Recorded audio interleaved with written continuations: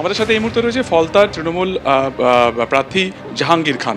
কিছুক্ষণ আগে আমরা দেখলাম যে জেলার যিনি দায়িত্বে রয়েছেন, জেলার পুলিশ পর্যবেক্ষক অজয় পাল শর্মা, তিনি আপনার গ্রামে গেলেন এবং বেরোনোর সময় আপনার পার্টি অফিসের সামনে এবং গ্রামেও জয় বাংলা স্লোগান দেওয়া হলো। গতকালকে আমরা দেখলাম যে গতকালকেও তিনি আপনার বাড়ির খুব কাছে ছিলেন এবং কার্যত সেখানে হুঁশিয়ারি দেওয়া হলো যে আপনার কোনো কর্মী সমর্থক যেভাবে বাকি ভোটারদেরকে প্রভাবিত করার চেষ্টা করছে সেদিক থেকে আপনার খবর না হবে, একদম কোট আনকোট এই কথাটি তিনি ব্যবহার করেছেন। কি বলবেন?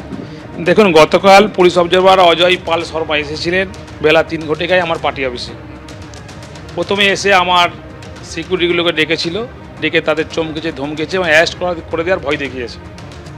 তারপর আবার আমি ভেতরে অফিসে বসেছিলাম, আমার যে খবরে এসছে যেরকম হচ্ছে। তারপর আমি বাইরে বেরোলাম, বেরিয়ে আমার সিকিউরিটিতে আমি চাপ দিলাম। তখন আমি চেঁচামেচি করছি, তখন ওই অবজারভার শুনে দেখতে পেয়ে ব্যাকে হাঁটলো। ব্যাকে গিয়ে কিছুক্ষণ পরে আমাদের গ্রামের রাস্তা আছে, আমার বাড়ি এখানে 2 মিনিট দূরে আমার বাড়ি আছে। তা আমার গ্রামে পাড়ায় গিয়ে বাড়ির মহিলাদেরকে, মায়েদেরকে, বয়স্ক লোকদেরকে এলাকায় গিয়ে চমকে এই ভিডিও করে ডায়লগ দিয়ে গেছে।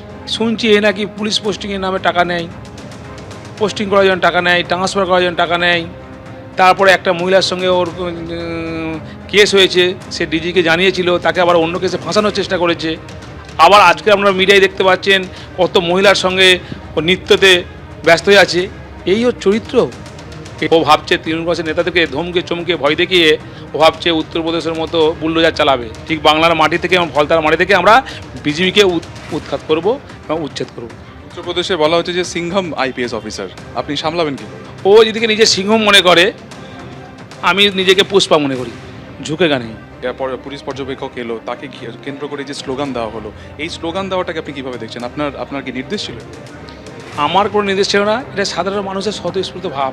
কলকাতা হাইকোর্টে এক আইনজীবী গিয়েছিলেন এবং তিনি বলেছেন যে ধরনের অ্যাক্টিভিটি তিনি করছেন সেটাতে যেন কলকাতা হাইকোর্ট কন্ট্রোল করে, কিন্তু কলকাতা হাইকোর্টের তরফে সাফ বলে দেওয়া হচ্ছে যে 29 তারিখ পর্যন্ত তারা কোনো হস্তক্ষেপ করবে না, প্রয়োজনে নির্বাচন কমিশনে যাওয়া যেতে পারে। আপনি নিজেও তো নির্বাচন কমিশনের ব্যাপারটা বলছেন, কি বলবেন? হস্তক্ষেপ করবে না ওনার সম্বন্ধে, কিন্তু ওনার যে রোল, সেই রোলটা ঠিক না। একটা অবজার্ভের কাজ কী? অবজার্ভ কাজ ফলো আপ করা, অবজার্ভ করা এবং কিছু হলে ইলেকশন কমিশনকে জানানো এবং লোকাল এসপি, লোকাল আইসিকে জানিয়ে তার মাধ্যমে কাজ করা। কিন্তু উনি নিজে সশরীরে স্পটে গিয়ে প্রতি বাড়ি বাড়ি গিয়ে মানুষকে ধমকাচ্ছে চমকাচ্ছে, এটা কিন্তু অবজার্ভের কাজ নয়। তাই আজকের দিনেও দাঁড়িয়ে আর সকাল হলেই ভোট শুরু হবে, এই মুহূর্তে নিয়ম নেই যে কাউকে কোনো আধিকারিককে সরানো। এখন দেখছি জয়েন্ট বিডিও সৌরভ বাবুকে সরিয়ে দিয়েছে। এই তো ওদের তো গায়ে জোয়ারি কাজ করছে, যতই গায়ে জোয়ারি কাজ করুক, আধিকারিক সরিয়ে পুলিশ পাঠিয়ে কিছু হবে না।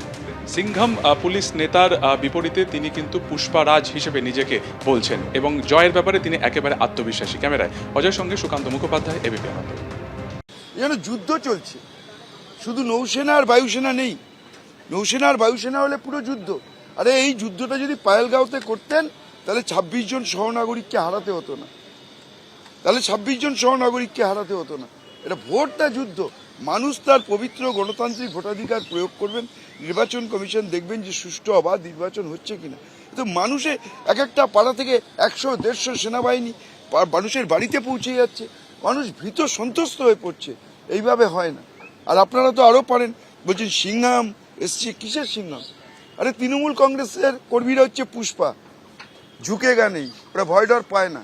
লড়াই চলছে, লড়াই চলবে এবং 4 তারিখের পরে বিজয় উৎসবেও দেখা হবে। দুর্ভাগ্য এটাই, তৃণমূল এই পরিস্থিতি তৈরি করেছে। পশ্চিমবঙ্গের ভবিষ্যৎকে জাহাঙ্গীর, শাহজাহান, হুমায়ুন এদের হাতে তুলে দিয়েছে।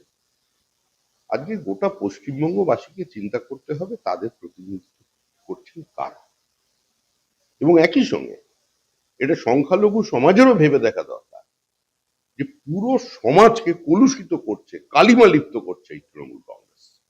পশ্চিমবঙ্গের ভবিষ্যৎ নির্ধারণ করবে হুমায়ুন, জাহাঙ্গীর, আলমগীর, এটা কতদিন চলবে?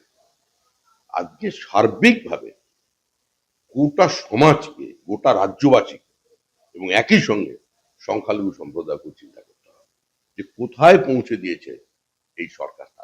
এবিপি আনন্দ, এগিয়ে থাকে, এগিয়ে রাখে।